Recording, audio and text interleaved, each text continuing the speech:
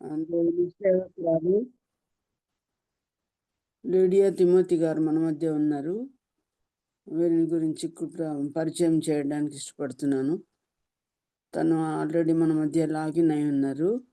తనే ఒక పాట పాడతారు కాబట్టి సిస్టర్ పాట పాడి ముగించిన తర్వాత నేను వారిని గురించిన పరిచయం నేను చేస్తాను. లీడియా, వందనాలమ్మా. లీడియా ఉన్నారు లీడియా సిస్టర్ మ్యూట్ లో ఉన్నారు మా మ్యూట్ లో ఉన్నారు sister. Lydia, hello Lydia mute లో ఉన్నారు మీరు. మ్యూట్ లో ఉన్నారు. నేను కాదు, లీడియా మ్యూట్ లో ఉన్నారు. లీడియాని ఫోన్ చేసి మాట్లాడతాను. మ్యూట్ లో ఉన్నారు. సిస్టర్ వందనాలండి. వందనాలు సిస్టర్. వినిపిస్తుందండి? వినిపిస్తుంది. ఇప్పుడు వినిపిస్తుంది. ఆంటీ వందనాలు ఆంటీ. వందనాలు. మీరు ముందు పాట పాడిన తర్వాత నాన్న మిమ్మల్ని గురించి ఇంట్రడ్యూస్ చేస్తాను నేను. అలాగే ఆంటీ.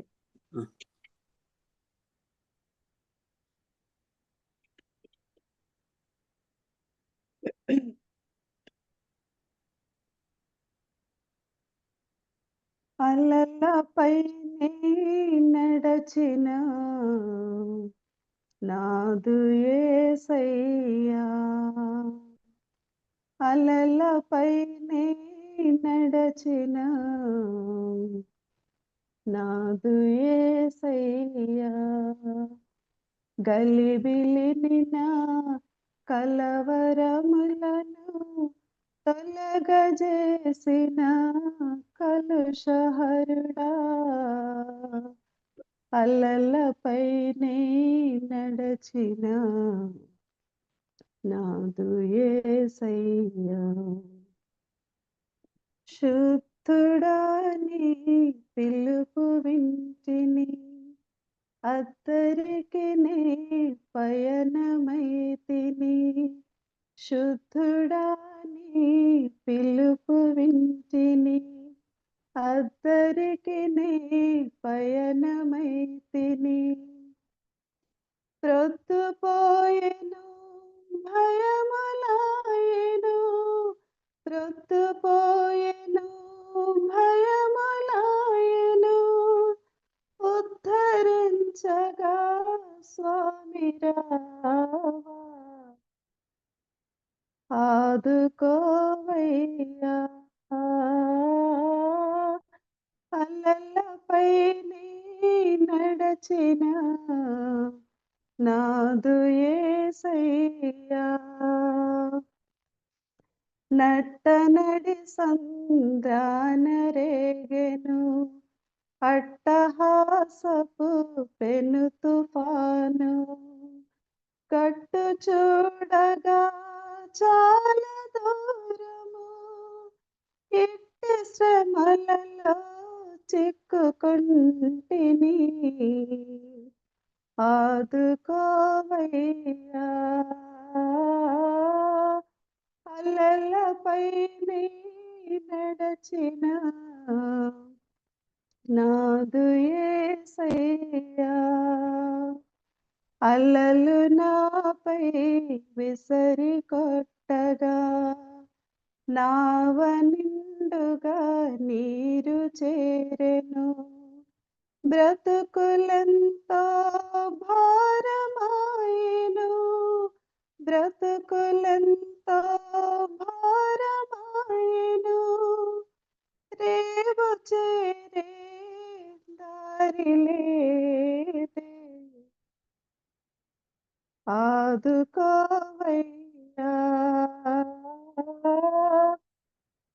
అలలపై నడచిన నాదు యేసయ్యా, మాట మాత్రపు సెలవు చేత సూటిగా అద్భుతములెన్నో, మాట మాత్రపు సెలవు చేత సూటిగా అద్భుతములెన్నో, చాలా చేసిన శక్తిమంతుడా, చాలా చేసిన శక్తిమంతుడా, జాలి చూపి మమ్ము బ్రోవుమా,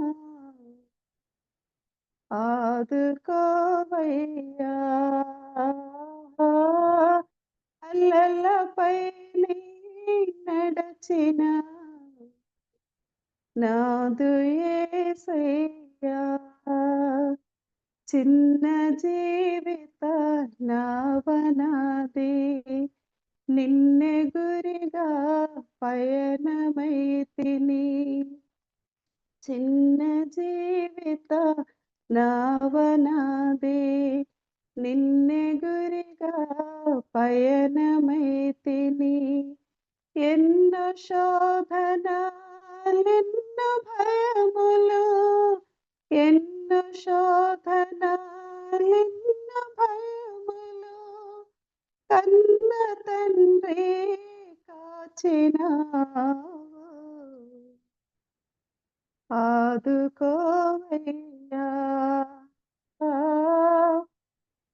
అలలపై నీ నడచిన నాదు యేసయ్యా, గలిబిలిని నా కలవరములను తొలగజేసిన కలుషహరుడా, అలలపై నీ నడచిన నాదు యేసయ్యా.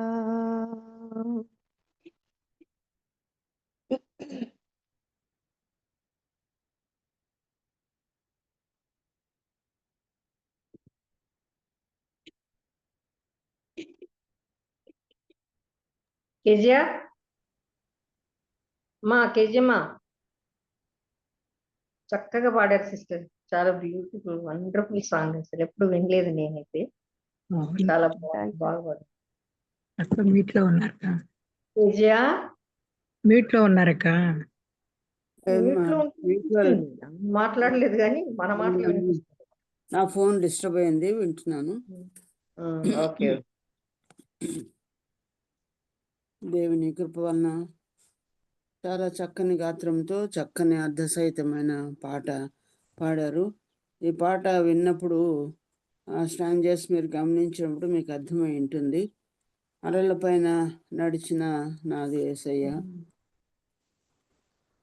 నీ పిలుపు విన్నాను, అద్దరికి నేను వెళ్తున్నాను, ప్రొద్దుపోయాను భయములాయను ఆదుకోవయ్యా అని.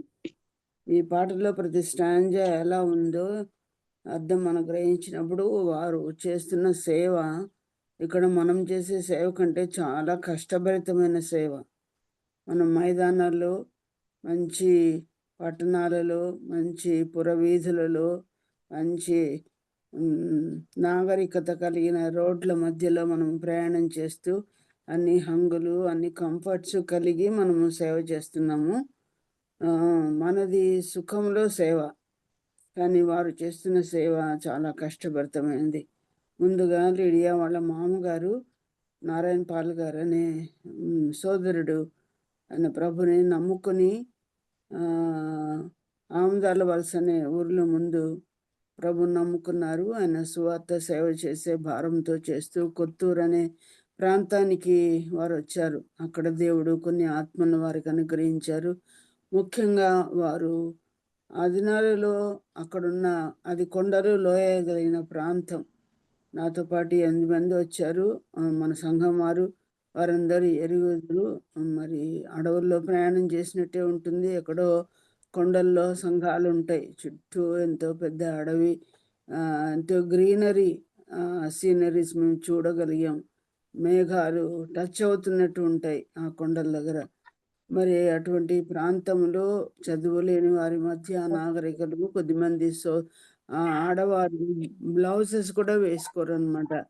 మరి వారు ఆత్మను, స్పిరిట్స్ని వారు వర్షిప్ చేసేవారంట.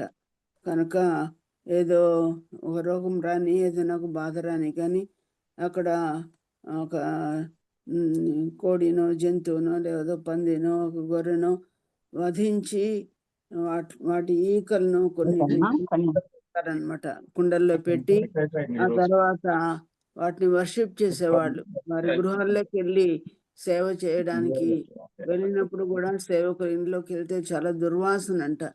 అట్లాంటి వాళ్ళను వారి మర్యాదలు మాన్పించి వారికి నీట్నెస్ నేర్పించి ధరించేది నేర్పించి ఎంతో మిషనరీ సేవ చేశారు వాళ్ళు.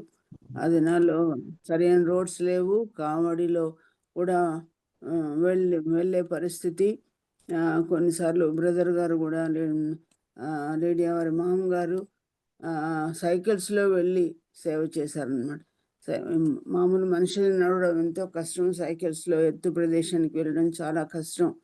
మరి అటు ప్రాంతంలో గులకరాళ్ళు తీసుకొని సేవకుడు వాటిని చప్పుడు చేస్తూ ప్రభువా తరములకు మాకు నివాసస్థలం నీవే అని ఇట్లా క్రైస్తవ పాటలు పాడుతూ చిన్నగా నాట్యం చేస్తూ ముందు పిల్లల్ని ఆకర్షించారంట. వాళ్ళు చిన్న పిల్లల్ని ఆకర్షించగా ఆ తర్వాత పెద్దలు అందరూ వచ్చి ప్రభువుని నమ్ముకున్నారు. చాలా కష్టమైన పరిస్థితి. సిస్టర్ ఇంకా మీకు వివరిస్తారు సాక్ష్యం చెప్పేటప్పుడు. మరి ఈ పాటలో ఉన్నట్లుగా పొద్దుపోయి భయములాయను ఆదుకోవయ్యా, నడమని నేనున్నాను, అట్టహాసపు తుఫాన్లో నేనున్నాను, చిక్కుకొని ఉన్నాను, ఆదుకోవయ్యా అన్నట్టు. మరి పర్సనల్ ప్రాబ్లమ్స్, ఆర్థిక సమస్యలు, పిల్లలు, వారి చదువులు, ముఖ్యంగా మలేరియా ఆ ప్రాంతంలో ఎక్కువగా దోమలు, వీటి ద్వారా ఎంతో నష్టం కష్టం వారు అనుభవించారు. లిడియా ప్రథమ కుమార్తెను కూడా మలేరియాని బట్టి వారు కోల్పోయినారు. ఎన్నో దుఃఖాలు, సమస్యలు, చింతల మధ్య వారి సాక్ష్యం వింటే మనకు అర్థమవుతుంది ప్రియులారా. అలా వీటన్నిటిలో ఎన్నో ఫ్యామిలీ ప్రాబ్లమ్స్, మనసులోను బయట దిగులు, చింతలు, వీటన్నింటిలో మరి తనకు కూడా 3 ఆడపిల్లలు, అలాగే ఒక కుమారుడు. మొదటి కుమార్తె కెనడాలో ఉన్నారు. వారు బాగా చదువుకొని మరి సేవకు కూడా సమర్పించుకొని ఇప్పుడు కెనడాలో సేవలో ఉన్నారు. వివాహం ఇంకా ఎవరికి కాలేదు. రెండవ కుమార్తె సమర్పించుకుంది దైవ సేవకు, అమ్మాయి పేరు సమర్పణ. ఆ తర్వాత మూడవ కుమార్తె MBBS చేస్తున్నారు. అందరు ప్రభువులో ఉన్నారు. కుమారుడు కూడా చదువుకుంటున్నాడు. ఇంకా ఎదుగుతున్న బిడ్డల కొరకు మనం ప్రార్థనతో చేయాలి. క్లిష్టభరితమైన సేవ అంతట్లో దేవుడు వారిని కాపాడి ఎలాగ ఆదరించాడో అవన్నీ కూడా సోదరి మనతో వీటన్నిటిని తెలియజేస్తారు. ఈ చిన్న నావలో వారు ఎన్నో శోధనలు, ఎన్నో భయాలు అన్నీ ఎదుర్కొన్నారు. వాటన్నిటిలో ఇంతవరకు దేవుడు కాల్చాడు. మేము 8 మందిగా వెళ్ళినప్పుడు వాళ్ళు ఎంతో సంతోషంగా మమ్మల్ని చేర్చుకొని, ఇద్దరిని చేర్చుకోవడం ఎంతో కష్టం అని వాళ్ళ గృహమంతా మాకు ఇచ్చి ఆతిథ్యం వాళ్ళు చేస్తూ మాతో పాటు సంతోషంగా ఆనందంగా వెహికల్స్లో సేవకు మమ్మల్ని తీసుకొని వెళ్ళి సంఘాలు వాళ్ళ యొక్క విధి విధానాలు మేము చూస్తే చాలా ఆశ్చర్యపడ్డాం. ఎంతో అబ్బరిపోయినారు. మనతో పాటు వచ్చిన వాళ్ళు కూడా చక్కగా వారు ప్రేమతో మమ్మల్ని చేర్చుకొని సత్కరించారు. వారికి సభాముఖంగా మరొకసారి మనందరి తరఫున వందనాలు తెలియజేస్తున్నాను. మిగతా విషయాలన్నీ కూడా సోదరి మనతో చెప్తారు. వారి భర్త గారి పేరు తిమోతి గారు, ఫిలిప్ తిమోతి గారు. అసలు ఎంత ఉరుకుల పరుగులతో వారు సేవ చేస్తున్నారు. కుటుంబ సమేతంగా పిల్లలు కూడా తల్లికి హెల్ప్ చేస్తూ పరిచర్యలు. ఈనాడు చదువుకున్న పిల్లలు వంగరు కదా పనులకు, కానీ తల్లికి చేదోడు వాదోడుగా ఉంటూ పిల్లలు కూడా ఎంతో చక్కగా మాకు పరిచర్య చేశారు. అక్కడున్న ప్రజల మధ్య సేవ చేయడం చాలా కష్టం. ఎట్లా కష్టపడి ఎట్లా నేర్చుకున్నారు, ఎంతో క్రమశిక్షణతో వాళ్ళు రావడం మేము గమనించాం. బారులు తీరి వాళ్ళు కూర్చోవడం ఫొటోస్లో మీరు కూడా గమనించి ఉంటారు. అంతమంది 100ల మంది చేరి వచ్చిన ఒకే మనిషి పాడినట్టుగా ఒకే స్వరంతో ఉంటారు. వాళ్ళు పాడే పాటలు మేము చూసినప్పుడు ఇంగ్లీష్ వాళ్ళు ఎంత నైస్గా పాడతారు, అంత క్రమశిక్షణగా పాడుతున్నారు. మనం చదువుకున్న ఇట్లున్న ఒకరు ముందు ఒకరు వెనక పాడుతున్నాం, కానీ ఎంత చక్కని స్వరాలు కూడా దేవుడు వాళ్ళకి ఇచ్చారు. గట్టిగా అరిచినట్టే పాడరు, శ్రావ్యంగా వాళ్ళు పాడుతున్నారు. ఇంకా ఎన్నో సంగతులు వారిని గురించి మనం చెప్పుకోగలము. సోదరికి సమయం ఇస్తున్నాము. సోదరి మమ్మల్ని ప్రేమతో చేర్చుకొని వాళ్ళ ఇల్లంతా మాకు ఇచ్చేసేసి వారు 6 మైల్స్ దూరంలో ఉన్న మరొక చోట ఒక హాస్పిటల్లో కంటి ఆసుపత్రిలో వాళ్ళు ఉంటూ మళ్ళీ ఉదయాన్నే వచ్చి మాకు టిఫిన్లు చేసి అందరినీ సాగించుకొని అక్కడ సేవకు వెళ్ళి ఎప్పుడో పొద్దున వెళ్తే సాయంత్రం ఎప్పుడో వచ్చేవాళ్ళం చీకటి పడినప్పుడు. వాటన్నిటిలో కూడా బిడ్డలు చేర్చుకొని మళ్ళా మేము వెళ్ళిన తర్వాత వాళ్ళు మళ్ళీ భోజనాలు మా కొరకు చేసేవాళ్ళు. ఇలాగ వారు చేసిన పరిచర్య ఇంత కాదని మెల్టే దీపస్తుల గురించి ఎలాగ వ్రాయబడిందో అలా వారు చేశారు. వారికి గొప్ప ప్రతిఫలము దేవుడిస్తాడని నమ్ముతున్నాం. ఇలాగ 2వ తారీఖున 26 మేము బయలుదేరి 2వ తారీఖున తిరిగి రాగలిగాం. 7 రోజుల మరి 3 రోజుల పరిచర్యలను 4 రోజుల పరిచర్యలను రాకపోకలను దేవుడు కాపాడు మేము క్షేమంగా నడిపించాడు. ప్రార్థించిన మీ అందరికీ వందనాలు మరొకసారి తెలియజేస్తున్నాను. ఇప్పుడు సోదరి లిడియా గారు మనకు తన సాక్ష్యాన్ని ఇంతకు ముందు వినిపించారు. చాలా లాంగ్ బ్యాక్ అందరూ మర్చిపోయి ఉంటారని నమ్ముతున్నాను. నేనే మర్చిపోయినాను కొన్ని విషయాలు. మనం వెళ్ళినప్పుడు తిరిగి తను గుర్తు చేశారు. కనుక మరొకసారి సాక్ష్యం చెప్తే మనకు ఎంతో ప్రయోజనకరంగా ఉంటుందని తన సాక్ష్యం చెప్పమన్నాను. ఇప్పుడు ఈ సమయాన్ని సోదరికి అప్పగిస్తున్నాం. దేవుని నామమునకు మహిమ కలుగును గాక. ఈ సాయంకాల సమయంలో జూమ్లో చేరి వచ్చిన ప్రభునందు ప్రియ సహోదరులందరికీ కూడా నా వందనాలు తెలియజేస్తా ఉన్నాను. ఆంటీ చాలా ప్రేమతో ఈ పరిచర్యను ప్రేమించి ఇక్కడి వారు చూసి వెళ్ళిన విషయాలను చాలా చక్కగా వారు అర్థం చేసుకుని ఈ పరిచర్య కొరకు వారు చేస్తున్న ప్రార్థన కొరకు మరొకసారి ఆంటీకి వందనాలు చెల్లిస్తా ఉన్నాను. ప్రభు ఇక్కడ జరిగిస్తున్న పరిచర్యలో మేము పాలుభాగమై ఉంటుండగా ఇబ్బందులు ఉన్నాయి, ఇరుకులు ఉన్నాయి. వాటిలో కోవిడ్ తర్వాత ఆంటీ ఎక్కడికి వెళ్ళట్లేదేమో, కానీ ప్రభువు తన యొక్క మహాసంకల్పంలో అని నేను నమ్ముతా ఉన్నాను. ఆంటీని మరలా మా మధ్యకు రావడానికి ప్రభు ఎంతగానో కృప చూపించారు. ఆమె నడవలేని స్థితిలో ఉన్నప్పటికీ, కొన్ని ఆటంకాలు ఎదురైనప్పటికీ, వాతావరణం అనుకూలంగా లేనప్పటికీ కూడా ప్రభు అద్భుతంగా వారిని ఇక్కడికి నడిపించి వారు గుంపుగా సమూహముగా వారు మా మధ్యకు సంఘం అందరూ ఆసక్తి కలిగిన బిడ్డలు రావడానికి వెనుక ఉండి సంఘం అంతా మీరు ప్రార్థన చేసిన ఆ యొక్క ప్రార్థన ప్రభావాన్ని మేము ఇక్కడ చూడగలిగాము. ఒక రోజైతే వర్షం అలా పడుతూనే ఉంది. ఆంటీ ఆగలేదు. ఎవ్వరు ఇక్కడ ఉన్న స్థానిక సంఘంలో ఉన్నవారు కూడా ఎవ్వరు కదలలేదు. చక్కగా పరిచర్యని ముగించడానికి ఆ రోజు ప్రభు ఎంతగానో సహాయం చేశారు. ప్రభు యొక్క సన్నిధిని మేము ఎంతగానో అనుభవించాము. ఎక్కడో మారుమూల పరిచర్య చేస్తున్న మాకు మీలాంటి వారు వచ్చి వెళ్ళడము, ఈ పరిచర్యని ప్రార్థనలో ఎత్తుపట్టుకోవడం అనేది మాకు ఎంతగానో ప్రోత్సాహకరం. దేవుడు మరొకసారి అటువంటి ప్రోత్సాహాన్ని గాస్పుల్ హాల్ అసెంబ్లీ అనంతపురం వారి ద్వారా దేవుడు మా జీవితాలలో మరొకసారి కనెక్ట్ చేసినందుకు ప్రభువుకి ఎంతగానో వందనాలు చెల్లిస్తా ఉన్నాము. అయితే మేము నా సాక్ష్యాన్ని చెప్పాలని ఇష్టపడతా ఉన్నాను. ఆంటీ అన్నట్టుగానే మనకి వాక్యానికి కొదువు లేదు, కానీ ఒక బలహీనురాలైన నన్ను నా జీవితంలో ప్రభు ఎలాగో ఈ పరిచర్యలో పాలుభాగం చేశారో మీకు చెప్తే కొంతమందికైనా ప్రోత్సాహకరంగాను దీవెనకరంగాను ఉంటుందన్న ఆశతో నేను కూడా దానికి సిద్ధపడి వచ్చాను. ప్రియులరా, ఇందాక ఆంటీ తెలియజేసినట్లుగానే నారాయణ పాల్ గారు మా మావయ్య గారు ఆయన పరిచర్యను ప్రారంభించారు. పరిచర్య ప్రారంభించి వారు 2008వ సంవత్సరంలో ప్రభు సన్నిధికి చేరుకున్నారు.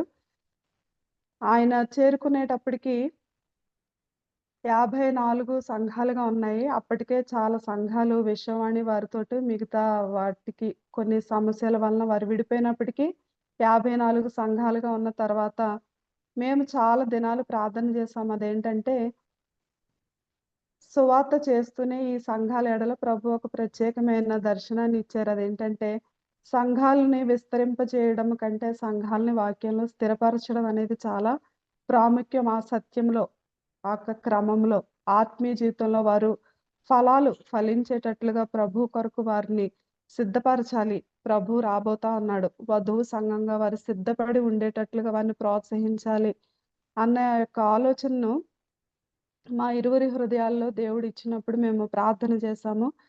స్థానిక సంఘాలను బలపరుస్తూనే వారిని పాలుభాగస్తులను చేస్తూ ఇతర గ్రామాలలో సువార్త చేయడానికి ప్రభువు ఎంతగానో సహాయం చేశారు. విశాఖపట్నం జిల్లా పాడేరు చుట్టుపక్కల ప్రాంతాలు, అలాగనే గుమ్మలక్ష్మీపురం, ఒరిస్సాకి ఆనుకుని ఉన్న మా యొక్క జిల్లాలు. ఈ శ్రీకాకుళం జిల్లా, గుమ్మలక్ష్మీపురం కూడా ఒరిస్సాను ఆనుకుని ఉన్న గ్రామాలు ఇవన్నీ. శ్రీకాకుళం జిల్లాలో మొత్తం అన్నీ కలిపి సుమారు 100కు పైగా సంఘాలలో అసెంబ్లీ యొక్క సిద్ధాంతపరమైన సంఘాలుగానే మేము ఉన్నాము. చాలా మందికి ఇక్కడ సంఘాలు తెలియదు అని చాలా మంది అంటూ ఉంటారు మా దగ్గరికి వచ్చినప్పుడు. కానీ మేము ఒరిస్సాకి దగ్గరగా ఉన్నామని చెప్పొచ్చు. శ్రీకాకుళం జిల్లాలో చాలా చివరికి మేమున్నాము. మేమున్న స్థలం దగ్గర నుంచి 10-12 కిలోమీటర్లు వెళ్తే మేము ఒరిస్సాకి కనెక్ట్ అవుతాము. సో ఆంటీ వాళ్ళు ఒరిస్సా వచ్చారని చెప్పొచ్చు, కానీ వారికి చూపించలేకపోయాము. కానీ ఇక్కడ సంఘాలు వారి యొక్క భాష సవర భాష మాట్లాడతారు. వారు పూర్వము ప్రభువుని అంగీకరించక మునుపు సారా వంట చేసేవారు. ఆడవాళ్ళు, మగవాళ్ళు, పిల్లలు అందరూ కూడా ఆ గ్రామంలో సారా వంట చేసుకుని ఆ సారా త్రాగి మత్తులై పడిపోతా ఉండేవారు. వారికి డబ్బు విలువ తెలీదు, జీవితం విలువ తెలీదు, కాలం యొక్క విలువ తెలీదు, పంటలు ఎలా పండించాలో తెలీదు. ఏమీ తెలియనటువంటి అనాగరికమైన ప్రజలు. ఆంటీ ఇందాక చెప్పినట్లుగా వారు స్పిరిట్స్ ని వర్షిప్ చేస్తారు. అంటే వారు చనిపోయిన ఆత్మలనే దేవుళ్ళుగా వారు కొలిచేవారు. కానీ దేవుడు వారి మధ్య తన యొక్క ఉన్నతమైన ప్రేమను వారికి పరిచయం చేశారు. మావయ్య గారు అంబాసిడర్ కంపెనీలో ఆయన క్వాలిటీ కంట్రోల్ ఆఫీసర్గా పనిచేస్తూ ఆ ఉద్యోగానికి రాజీనామా చేసి ఆయన 75వ సంవత్సరంలో ఆయన పరిచర్యకు వచ్చారు. ఆయన పరిచర్యకు వచ్చిన తర్వాత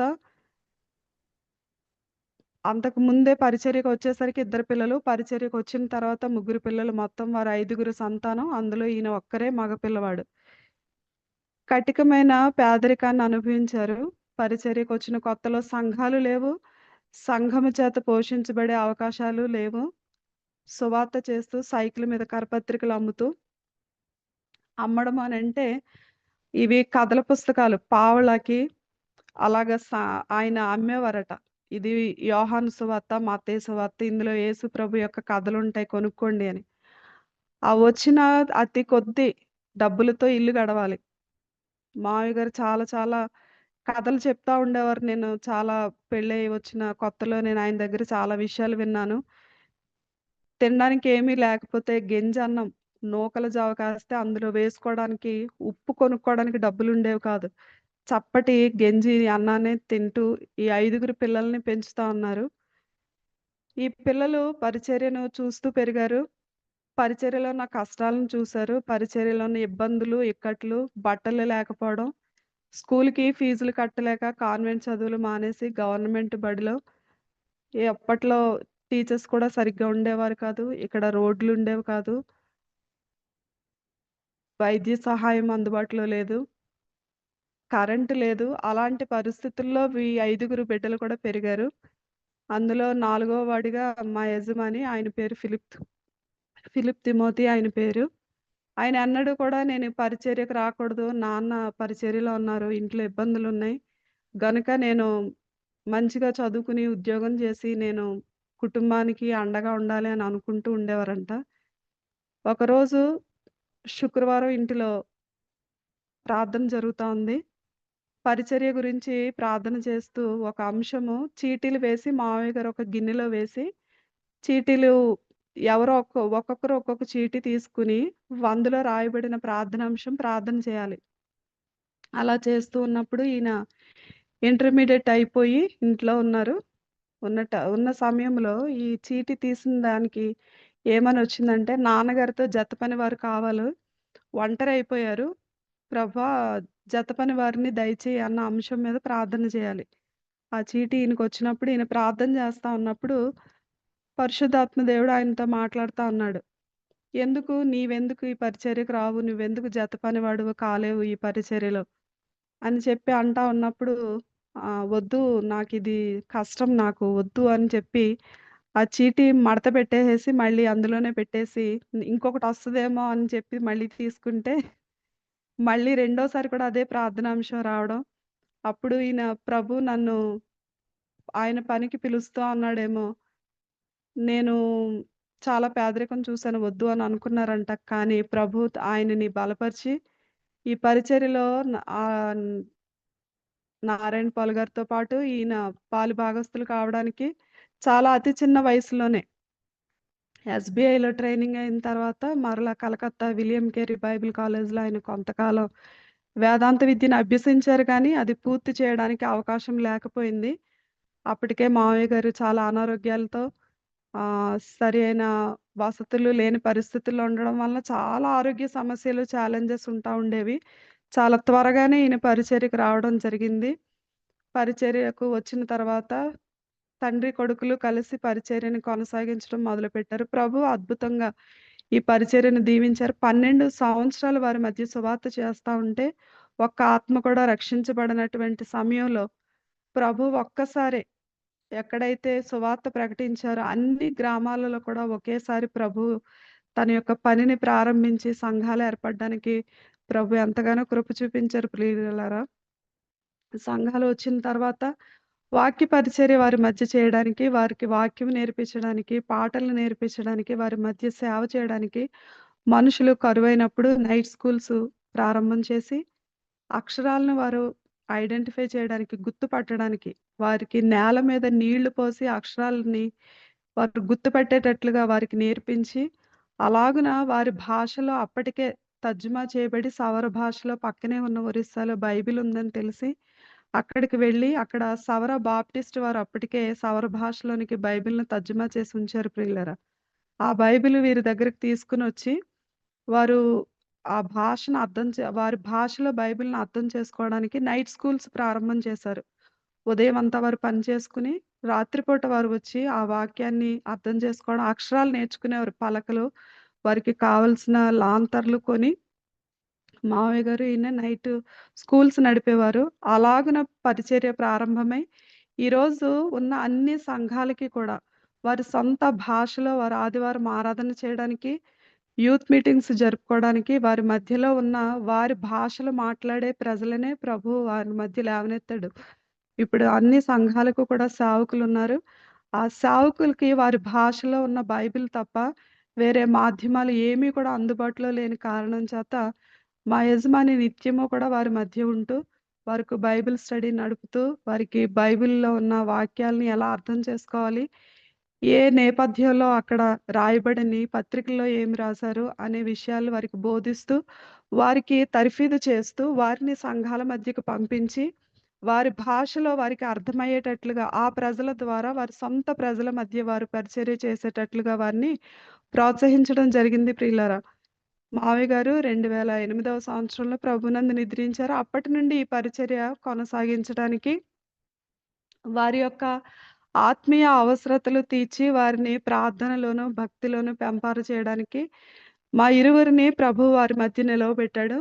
నేను స్త్రీల మధ్య పరిచర్య చేస్తాను. చిన్న బిడ్డల మధ్య పరిచర్య చేస్తాము. అంతేకాదు వారి యొక్క కుటుంబాలలో వారి యొక్క సమస్యలు, వారి యొక్క సంఘాలలో సమస్యలు, యవనస్తుల మధ్య వారి అక్కర్లు, వారి యొక్క అవసరతలని గుర్తించడం, చిన్న బిడ్డల మధ్య సండే స్కూల్ పరిచర్యను ప్రారంభించాము. వారి మధ్య 80 మంది సండే స్కూల్ టీచర్స్ ఇప్పుడు ప్రస్తుతం వారి మధ్య పనిచేస్తా ఉన్నారు. వారికి కావాల్సిన తర్ఫీదునివ్వడం, బిడ్డలతో వారు చిన్న బిడ్డలతో మాట్లాడుతున్నప్పుడు ఏ విధంగా వారికి వాక్యాన్ని బోధించాలి అనే విషయాలు వారికి నేర్పిస్తూ, సంవత్సరం పొడుగునా ఈ విధంగా ప్రభువు యొక్క పరిచర్యలో ఆంటీ చెప్పినట్లుగా ఉరకలు, పరుగులతో ఉన్నప్పటికీ కూడా దేవుడు మాకు మంచి ఆరోగ్యాన్నిచ్చి, ఆయన పనిలో వాడుకుంటూ ఉన్నాడు. అనేకులు ఇది పరిచర్య కొరకు ప్రార్థన చేస్తా ఉన్నారు. మీరు రావడం మాకు సంతోషం. మీరు కూడా మీ యొక్క సంఘంలో మేము మీ ప్రార్థన ఆహ్, పాయింట్లలో, ప్రార్థన అంశాల్లో మేము కూడా చేరగలిగామని చెప్పడానికి ఎంతగానో సంతోషిస్తా ఉన్నాను ప్రియులారా. అయితే నా జీవితంలో దేవుడు ఎలాగ నీ పరిచర్యకు తీసుకొచ్చాడో నేను కొన్ని విషయాలు చెప్పి ముందుకు వెళ్ళాలని ఆశపడతా ఉన్నాను. మొట్టమొదటిగా దేవుడు నన్ను తన మహా సంకల్పములో నన్ను రక్షించుకున్నాడు. నేను తల్లి గర్భంలో ఉండేటప్పుడే ప్రభువు నన్ను ఒక ప్రత్యేకమైన ఉద్దేశంతో ఏర్పాటు చేసుకున్నాడు అనేది ఎంతో సంతోషించదగ్గ విషయం. ఆహ్, ప్రభువు నన్ను ఒక క్రైస్తవ కుటుంబంలో జన్మింపచేశాడు. అందుకు నేను దేవునికి ఎంతగానో వందనాలు చెల్లిస్తా ఉంటాను. లేదంటే ఈ కోటాను కోట్ల ప్రజలలో నేను ఎక్కడ ఉండిపోయేదాన్నో తెలీదు. కానీ ప్రభు సంకల్పంలో నేను త్వరగా ప్రభువు గురించి వినడానికి, ప్రభు యొక్క పాటలు చిన్న వయసు నుంచి నేర్చుకోవడానికి ప్రభువు నాకు సహాయం చేశాడు. సండే స్కూల్‌కి నేను వెళ్తూ ఉండేదాన్ని. కానీ నాలో చాలా స్వనీతి ఉండేది. నేను వారిలాగా కాదు, వీరిలాగా కాదు, నేను వాళ్ళలాగా మాట్లాడను, వీళ్ళలాగా బూతులు మాట్లాడను అని చెప్పి నాలో ఆ స్వనీతి అనేది ఎంత పెద్ద పాపమో నాకు ఆ వయసులో నాకు తెలీదు ప్రియులారా. అలాగున ఉంటూ నేను అహంకారిగా ఉండేదాన్ని. చాలా గర్వంతో కూడా ఉండేదాన్ని. ఆహ్, అలా ఉంటూ నేను ఒక యవనస్తుల కూడికకు వెళ్ళి 1989వ సంవత్సరము జనవరి 14వ తారీఖు ఆహ్, ఈ ఫెస్టివల్ హాలిడేస్ ఒస్తాయి కదా! జాన్యువరి నెలలో అప్పుడు అక్కడ మీటింగ్స్ జరుగుతా ఉన్నాయి. నేను కాకినాడ పట్టణంలో పుట్టి పెరిగాను.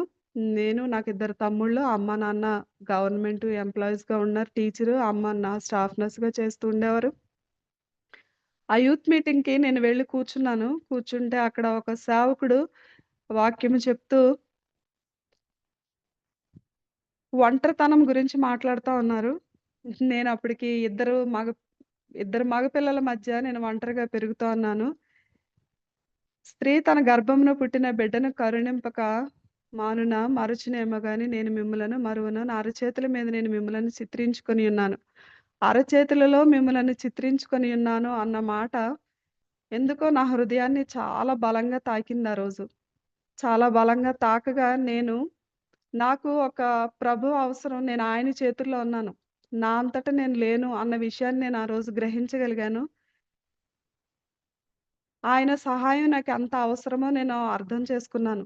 ఆ విధంగా ప్రభువుకి నా హృదయాన్ని ఇచ్చాను. ఇచ్చిన అప్పటినుంచి కూడా ఆయన యొక్క పరిశుద్ధతలో, ఆయన యథార్థతలో నేను ఎంత మురికి గుడ్డ వంటిదాన్నో నాకు అర్థమైంది. నా యొక్క గర్వము, నా యొక్క అహంకారము వీటి వలన నేను ప్రభువుకి ఎంతగా దూరమయ్యాను.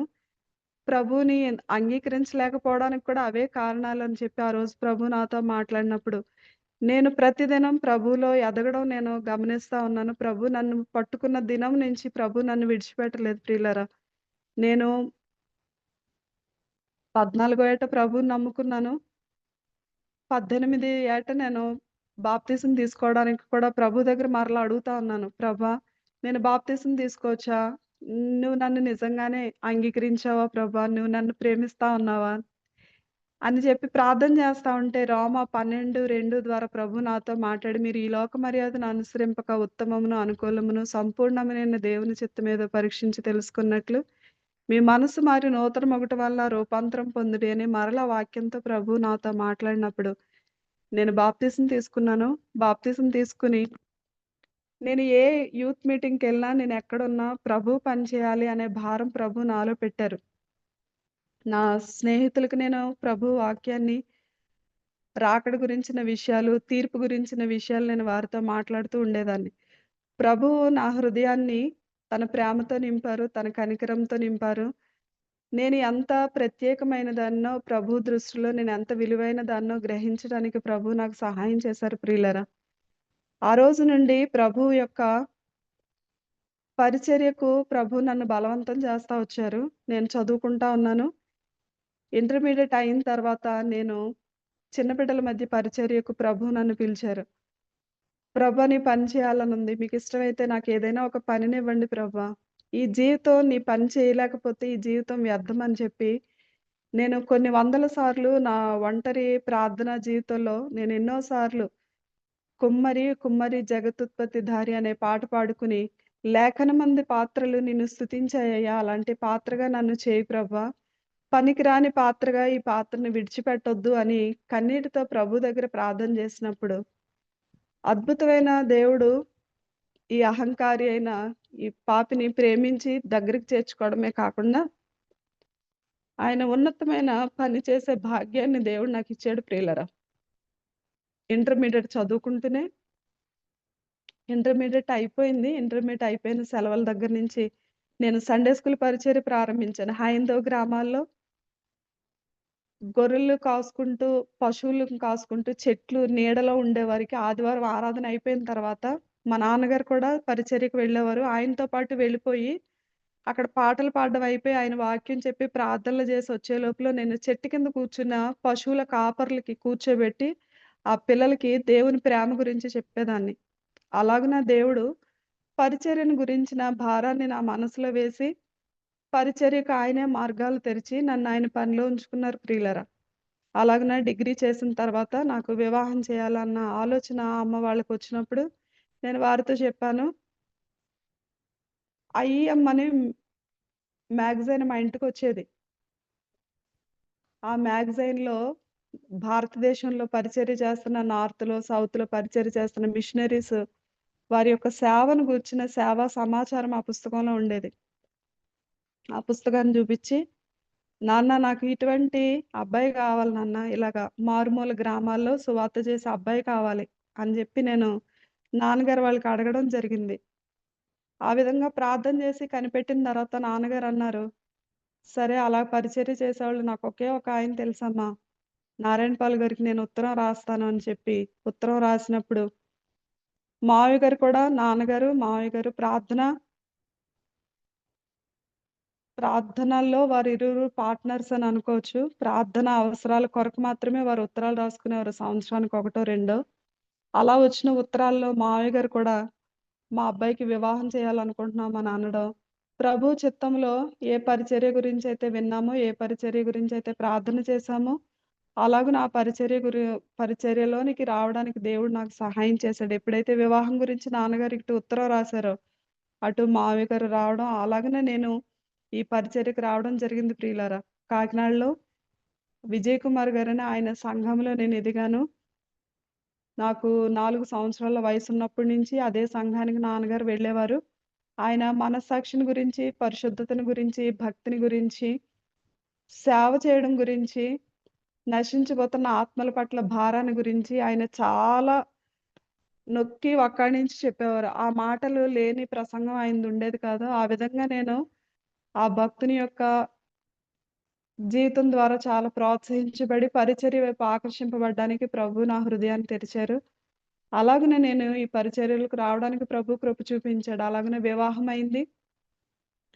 ప్రభువు చిత్తంలో ప్రారంభమయ్యే ప్రతి పనికి ఆటంకాలుంటాయి అన్నట్టుగానే వివాహమైన చాలా కొద్ది దినాలకి చాలా రకాల ఇబ్బందులు, చాలా రకాల ఆర్థిక ఇబ్బందులైతేనేమి, అనారోగ్య సమస్యలైతేనేమి, ఆటంకాలైతేనేమి, ఇరుకులు, ఇబ్బందులు అన్ని రకాల సమస్యల్ని చవిచూడడానికి దేవుడు సహాయం చేశాడని చెప్పాలి ప్రియులారా. అవేవి నేను ఊహించినవి కాదు. కానీ ప్రభువు నా ఎడల ఉన్నతమైన ప్రణాళికను కలిగి ఉన్నాడన్న విషయం నాకు తెలీదు. కానీ నాకు చాలా త్వరగా బిడ్డలనిచ్చాడు దేవుడు. 2 బిడ్డలతో ఉన్నాను. 98వ సంవత్సరంలో వివాహమైంది. నాకు అప్పటికి 23 సంవత్సరాలు. 98 తర్వాత 2 పాపలు పుట్టారు. ఒక పాపకి 2వ సంవత్సరము నిండిన తర్వాత తనకి మలేరియా జ్వరం వచ్చింది. మేమప్పుడు ట్రైబల్ ఏరియా దగ్గరలో ఉండేవాళ్ళము.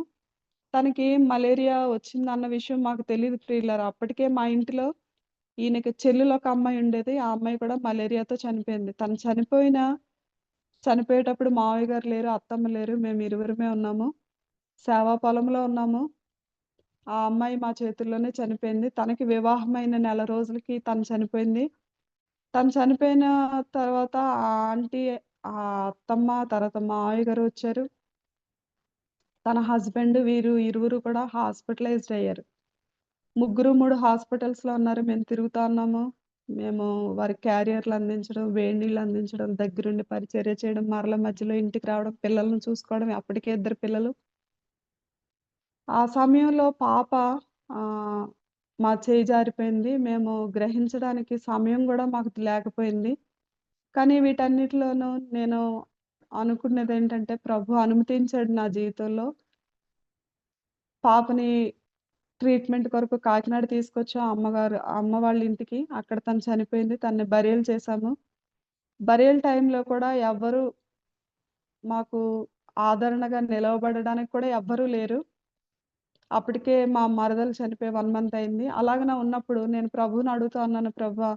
నేను పరిచర్యకు పనికిరాను అని అనుకుంటే నన్ను విడిచిపెట్టేవలసింది కదా ప్రభా, నువ్వు నన్ను ఎందుకు శిక్షిస్తున్నావు నాయనా, నేను పనికిరానేమో అని బాధపడుతూ నేను తిరిగి వస్తా అన్న టైంలో నా చేతికి ఒక పుస్తకం వచ్చింది. ఆ పుస్తకంలో దేవుడు నాతో మాట్లాడుతా ఉన్నారు ఆ పుస్తకం ద్వారా. ఆ పుస్తకం యొక్క పేరేంటంటే ఈ నష్టంతో నేను ఎలాగా జీవించగలను, ఈ నష్టంతో నేను ఎలాగ జీవించగలను, how can I live with this loss అని చెప్పి ఒక how can I live with my loss అని ఆ బుక్ టైటిల్ ఉంది. ఆ బుక్ తీస్తే సేవకుడు సంఘంతో మాట్లాడుతున్న విషయాలు ప్రభు నాతో మాట్లాడుతా ఉన్నారు. మన ప్రియమైన పరలోకపు తండ్రి తన ప్రియుడైన ఏకైక కుమారుణ్ణి మన కొరకు బలిగా ఇచ్చారు కదా. ఆ ప్రభువుకి తిరిగి మనం ఏమివ్వగలమో ఈరోజు మీరు ఇచ్చారు. అదేంటంటే మీ ప్రియమైన వారిని, ఆప్తులైన వారిని, మీకు ఇష్టమైన వారిని దేవునికి ఇచ్చారు అని అనుకోండి. మీరు బాధపడొద్దు అని అన్నప్పుడు నేను చాలా ఓదార్చబడ్డాను ఆ మాటల ద్వారా. అప్పుడే ప్రభుతో చెప్తున్నాను నేను, ప్రభు అవును, అందరూ ఏమి ఇచ్చారో తెలియదు కానీ నేను నా ప్రథమ ఫలాన్ని ఇచ్చాను అని. ఆ రోజు ఎప్పుడు కూడా నేను ఆ బిడ్డ కడుపులో ఉండేటప్పుడు నా జ్యేష్ఠ పుత్రుని నీకిచ్చినా చాలునని నీవు చేసిన ఉపకారములు అనే పాటల్లోని ఒక సెంటెన్స్ ఉంటది. ఆ సెంటెన్స్ నేను ఎప్పుడు పాడేదాన్ని కాదు. ప్రభా నేను ఇవ్వలేను ప్రభా అని చెప్పి అనుకునేదాన్ని. కానీ ప్రభువు నేను శ్రేష్టమైన దాన్ని ప్రథమ ఫలాన్నే ఇవ్వగలను అని చెప్పి దేవుడు నా జీవితంలో నాకు ఒక అనుభవాన్ని ఇచ్చాడు. ఆ అనుభవంలో ఆ బిడ్డను అక్కడే సమాధి చేసి మేము తిరిగి వచ్చాము. కానీ ఆ శ్రమలో ప్రభు నాతో ఎంత దగ్గరగా ఉన్నారో, ఇది శిక్ష కాదు శిక్షణ అని నేను ఆ రోజే గ్రహించగలిగాను ప్రియులారా. సేవకునికి నేను తగనని కాదు, సేవ చేయడానికి నాకు ఏ వేదాంత విద్య లేదు, ఏ తర్ఫీదు లేదు, నేను సేవకుల కుటుంబంలో కూడా పుట్టలేదు. పరిచర్య అంటే ఏంటో తెలీదు, సేవ అంటే ఏంటో తెలీదు. నాకు తెలిసిందల్లా ఏంటంటే నన్ను దేవుడు ప్రేమించాడు. అనేక మందికి ఆ ప్రేమ తెలీదు, అది చెప్పాలి.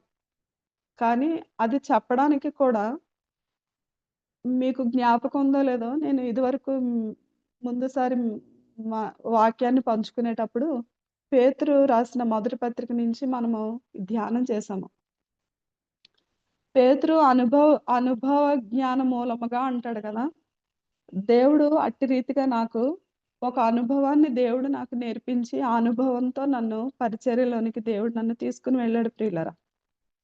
ఆ అనుభవం నన్ను ఎంతగానో బలపరిచింది. ఆ అనుభవం నన్ను ఎంతో ఆత్మీయమైన ఉన్నతమైన స్థితిలో నన్ను దేవుడు ఉంచాడు అని చెప్పడానికి నేను ఎంతగానో సంతోషిస్తాను. ఆ అనుభవం ప్రభు నన్ను ఎంతగా ప్రత్యేకపరుచుకున్నాడో, ఎంతగా నన్ను ఆయన కావాలనుకుంటున్నాడో నేను నేర్చుకోగలిగాను. ఆ అనుభవం ఏదైతే అనారోగ్యం ఒక కుటుంబాన్ని ఎలా తలకిందులు చేస్తుందో అన్న విషయాన్ని దేవుడు నా ముందు పెట్టినప్పుడు, నేను నేర్చుకున్నప్పుడు, ముగ్గురు బిడ్డలను నేను సేవ్ చేశానని చెప్పొచ్చు. ముగ్గురు బిడ్డలు వారి యొక్క ఆఖరు స్థితిలో నేను వారితో నిలవబడి, ఆ కుటుంబం పక్షంగా నిలవబడి ప్రభు ప్రేమను వారికి చూపించి వారి నా చేతులతో ఎత్తుపట్టుకుని వైజాగ్ తీసుకెళ్తే ఆ బిడ్డల్ని దేవుడు బ్రతికించాడు. వారి తల్లిదండ్రులు కూడా పరిచర్యలో ఉన్నారు. ఆ బిడ్డలు ఇప్పుడు డిగ్రీలు అయిపోయి చాలా పెద్దవాళ్ళు అయ్యారు. దేవుడు నాకు ఒక అనుభవాన్ని ఇచ్చాడు. ఆ అనుభవాన్ని నేను పరిచర్యలో పెట్టడానికి దేవుడు నన్ను వాడుకున్నాడు ప్రియులరా. ఆ తర్వాత ఆ బిడ్డ చనిపోయిన తర్వాత నాకు అప్పటికే నేను ప్రెగ్నెన్సీతో ఉన్నాను. నాకు తెలీదు ఆ విషయం. కానీ దేవుడు నేను సిక్ అయ్యాను. ఆ పాప చనిపోయిన తర్వాత చాలా సిక్ అయ్యాను. కొద్ది రోజుల తర్వాత నాకు కూడా మలేరియా ఉందేమో, నేను కూడా చనిపోతానేమో. అప్పటికే మా మరదలు చనిపోయింది, పాప చనిపోయింది. నెక్స్ట్ ఇంక నేనే చనిపోతానేమో అన్నంత స్థితిలోనికి నేను వెళ్ళిపోయినప్పుడు నాకు చాలా మందులు వాడేశారు. మలేరియా, టైఫాయిడ్ మందులు అన్నీ వాడేశారు. కానీ ఆ తర్వాత తెలిసింది నేను కన్సీవ్ అయ్యానని. సమయం చూసుకుంటే నేను ఎప్పుడైతే కన్సీవ్ అయ్యానో ఆ తర్వాతే నా బిడ్డ దేవుడు తీసుకున్నాడు. సో దేవుడు నా ఒడిని నింపి నా చేతిలోని బిడ్డను తీసుకున్నాడు అని చెప్పి నేను ప్రభువుని ఎంతగానో స్తుతించాను. అయితే డాక్టర్లు చెప్పారు, లేదు మీరు చాలా మెడికేషన్ తీసుకున్నారు కాబట్టి మీకు ఆరోగ్యకరమైన బిడ్డ పుట్టే అవకాశం లేదు. ఈ బిడ్డను మీరు తొలగించేసుకోండి, కడిగేస్తాము, మేము అబార్ట్ చేసేస్తాము, తీసేసుకుంటే మరలా మీరు కన్సీవ్ అవ్వచ్చు, దేవుడు మీకు మళ్ళీ బిడ్డనిస్తాడు. ఇది మాత్రం మీకు ఆరోగ్యకరమైన బిడ్డ పుట్టే అవకాశాలు లేవు అని అన్నప్పుడు మేమిరువురం ప్రార్థన చేసుకుని డాక్టర్స్‌తో చెప్పాము. మాకు బిడ్డల్ని ఇవ్వడం అనేది దేవుని యొక్క పని. దేవుడిచ్చాడు. దట్టు మాకు ఈ బిడ్డ చాలా విలువైన బిడ్డ. ఎందుకంటే ఒక బిడ్డను దేవుడు తన సన్నిధికి పిలుచుకుని, ఈ బిడ్డను మా ఒడిలో వేశాడు కనుక, ఈ బిడ్డను మాకు దేవుడు మంచి బిడ్డనే మాకిస్తాడని మేము ఆశపడతా ఉన్నాం అనంటే, సరే మీ ఇష్టం అని చెప్పి వారు మాకు విడిచిపెట్టినప్పుడు, ఇరు కుటుంబాలు కూడా ఆ విషయంలో డాక్టర్స్‌తో అంగీకరించాయి. మేమిరువురమే ఒంటరిగా నిలబడ్డాము. ఎందుకంటే ఇది ప్రభువుకి మాకు సంబంధించిన విషయం. ఆ రీతిగా మేము నిలవబడి ప్రార్థన చేసినప్పుడు, ఇందాక ఆంటీ సమర్పిత మాకు దేవుడు ఆరోగ్యకరమైన బిడ్డని ఇచ్చాడు. ఆ అమ్మాయి రెండో అమ్మాయి ఇప్పుడు మాకు. తను కూడా ప్రభు యొక్క పనిలో ఉంది. ప్రభువుని ఎరిగిన బిడ్డ, ప్రభు పరిచర్యను ప్రేమించే బిడ్డ. దేవుడు ఆ విధంగా చిన్న వయసులోనే పనికి పిలవడమే కాదు, ఆయన సన్నిధిని మేము దగ్గరగా అనుభవించడానికి, ఆయన మాతో ఉన్న ఆ యొక్క అనుభవాన్ని మేము పొందడానికి దేవుడు ఎంతగానో మాకు సహాయం చేశాడు ప్రియులారా. ఆయన మంచితనాన్ని, ఆయన కృపను, ఆయన యొక్క దయాళుత్వాన్ని మేము రుచి చూడడానికి ప్రభువు మమ్మలను నిలవబెట్టుకున్నాడని చెప్పడానికి నేను ఎంతగానో సంతోషిస్తా ఉన్నాము. మేము ఇరువురం నేను డిగ్రీ చేశాను. ఆయన ఏదో ఒక థియాలజీ చేశారు. మా చదువులు బట్టి మేము లేము ఈరోజు. మాకు వెనక బలముందని కాదు. కానీ మా ఆంటీ చెప్పారు కదా! పరుగులు పెడతా ఉంటాము, చేస్తా ఉంటాము. బళ్ళున్నాయి, వెళ్తా ఉంటాము, వస్తాము అంటే, మేము వెనక్కి తిరిగి చూసుకుంటే మేము జ్ఞానవంతులం కాదు. మేము బలమైన వారం కాదు. మేము శక్తి గలవారము కూడా కాదు. అనుభవం ఉన్నవాళ్ళం కూడా కాదు. మా అనుభవం ఏదైనా ఉందంటే అది ప్రభువిచ్చిందే. మా బలం ఏదైనా ఉందంటే అది బలహీనులైన ద్వారా దేవుడు బలమైన కార్యాలు జరిగించుకుంటాడన్నట్లుగా దేవుడు చిన్న జీవితాలలో ఆయన ప్రేమను పెట్టుబడిగా పెట్టి ఈ ఉన్నతమైన పరిచర్యను చేయడానికి ప్రభు మమ్మల్ని నడిపిస్తా ఉన్నాడు ప్రియులారా. ఆ విధంగా ఆర్థిక సమస్యలు, అనారోగ్య సమస్యలు వీటన్నిటిలో ప్రభు నేను నేర్చుకున్నదేంటంటే శ్రమల ద్వారా ఓర్పు, ఓర్పు పరీక్ష, పరీక్ష నిరీక్షణను కలుగజేయని నెరుగుదుము అన్నట్లుగా ఐదో అధ్యాయంలో రాయబడిన విషయాలు మా జీవితాలలో నిజమన్నట్లుగా దేవుణ్ణి మేము ఎరగడానికి, దేవునికి సమీపంగా రావడానికి ప్రభు ఎంతగానో మాకు సహాయం చేశారు ప్రియులారా. పరిచర్యలో వారి మధ్యలో వారికి పరిచర్యను వారికి నేర్పించడానికి, సువార్త ఎలాగ చేయాలో వారికి నేర్పించడానికి, వారు ప్రభువులో ఎంత విలువైన వారో నేర్పించడానికి ప్రభు సహాయం చేశారు. ఎందుకంటే వారికి ముందు వివాహాలు లేవు. ముందు వారి జీవితాలకు పరిశుద్ధత అంటే ఏంటో తెలీదు. వివాహం అంటే ఏంటో తెలీదు. నమ్మకత్వం అంటే ఏంటో తెలీదు. ఒక భర్తకి ఒక భార్య లేదా ఒక భార్యకు ఒక భర్త అనే విషయాలు వారికి అవగాహనకి తీసుకురావడం అనేది చాలా కష్టంతో కూడుకున్న విషయాలు. ఎందుకంటే వారికి వివాహాలు లేవు. ఒక అతను ఎంతమంది భార్యలనైనా కలిగి ఉండవచ్చు అనే సాంప్రదాయాల నుంచి వచ్చిన వాళ్ళు. ఒక అబ్బాయికి ఒక అమ్మాయి నచ్చితే ఆ అమ్మాయిని తీసుకుని వెళ్ళిపోవచ్చు. ఒక అమ్మాయికి ఒక అబ్బాయి నచ్చితే ఆ అబ్బాయితో ఆ అమ్మాయి వెళ్ళిపోవచ్చు. వివాహాలు లేవు. అలాంటి ఒక ఆచారం కలిగినటువంటి, సాంప్రదాయాలు కలిగినటువంటి నేపథ్యాల నుంచి వచ్చిన వారిని, ప్రభువు కొరకు వారిని ఒక కుటుంబం, ఒక జీవితం, ఒక భార్య, బిడ్డలు వారిని పెంచే విషయాల్లో, వారిని చదివించే విషయాల్లో, వారిని ఆత్మీయంగా వారిని ప్రభువు వైపుకి ఆకర్షించుకునే విషయాల్లో, వారిని కట్టడానికి ప్రభువు ఎంతగానో మమ్మలను వాడుకుంటా ఉన్నాడు ప్రియులారా. వారి మధ్య వివాహాలు, బిడ్డలు ఇప్పుడు చదువుకున్న బిడ్డలు ఎంతమందో వారు వివాహాల కొరకు ప్రార్థన చేయమని అడుగుతా ఉన్నారు. వివాహాల కొరకు ఎదురు చూస్తా ఉన్నారు. బిడ్డలు చదువుకుంటా ఉన్నారు. అంతేకాదు ఆత్మీయంగా కూడా వారు ప్రభువులో ఎదుగుతా ఉన్నారు. వారి మధ్య యవనస్తుల కూడికలు సంవత్సరం పొడవునా జరుగుతూ ఉంటాయి. వారు హాస్టల్స్‌లో ఉంటారు. 5వ తరగతి వరకు మాత్రమే వారు గ్రామాల్లో ఉంటారు.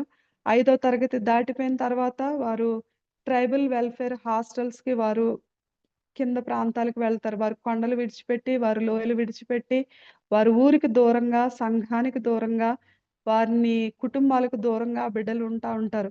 వారికి అక్కడ ఛాలెంజెస్ ఉన్నాయి. వారి మధ్యగా పనిచేసే టీచర్లు, వారికి పాఠాలు చెప్పే టీచర్లు వాళ్ళనిప్పుడు వారిని వేరే విధంగా వారిని మభ్యపెడుతూ, వేరే విషయాలు వారికి బోధిస్తూ, వారి మధ్య కలకలం సృష్టిస్తా ఉన్నారు.